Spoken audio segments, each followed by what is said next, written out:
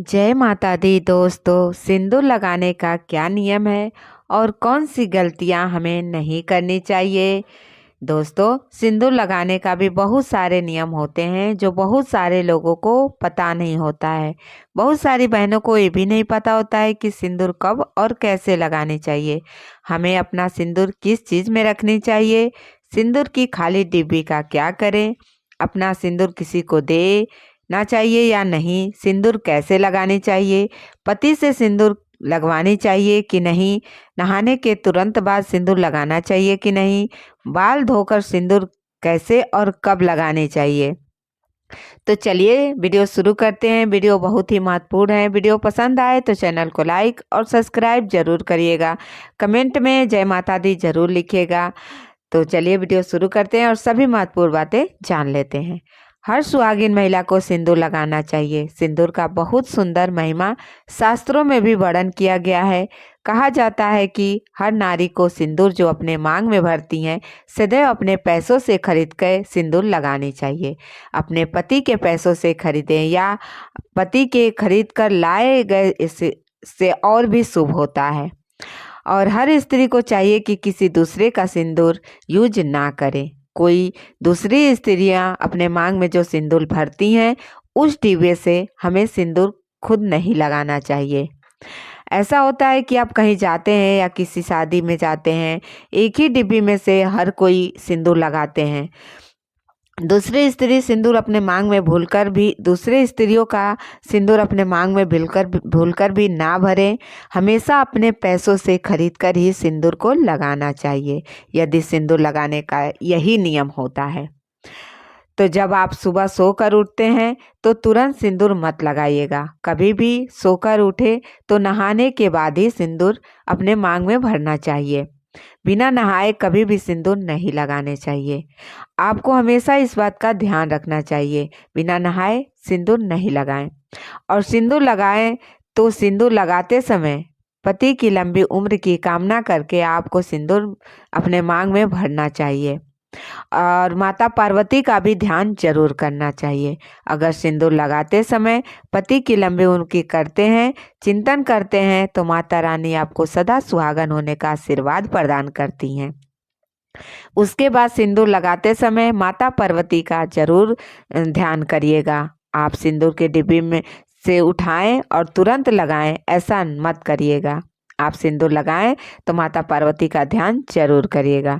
माता पार्वती की ध्यान और सुहागिन स्त्रियां करती हैं तो माता सुहागिन होने का आशीर्वाद देती हैं।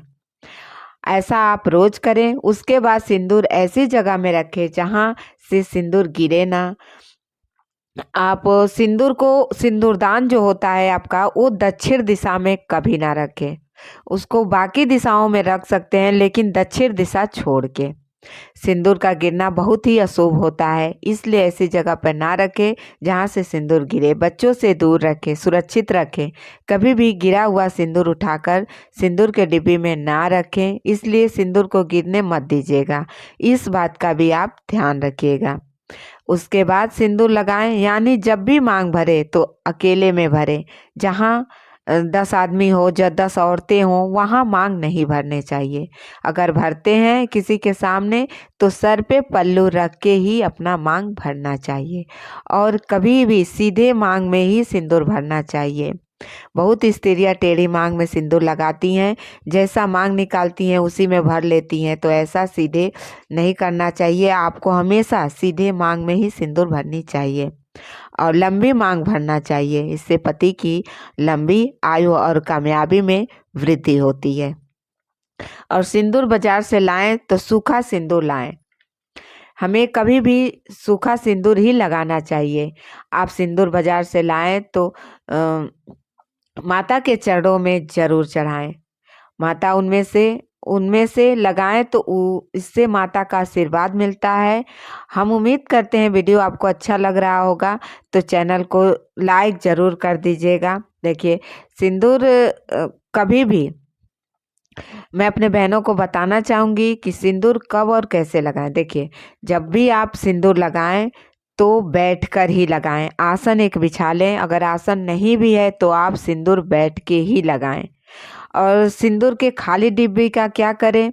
तो देखिए, जैसे आप बाजार से लाती हैं सिंदूर किसी प्लास्टिक के डिब्बी में, तो उस डिब्बी का जब आप सिंदूर भर लेती हैं अपने डिब्बी में, तो उस डिब्बी का आप क्या करें? तो देखिए, उसको ऐसी जगह पे डाल दें जहाँ पैर ना लगे किसी का, गंदगी चीज़ें ना हो, किसी पेड़ पौधे के नीचे दबा दें, या मतलब ऐसी जगहों पे जहाँ मतलब किसी का पैर ना लगे।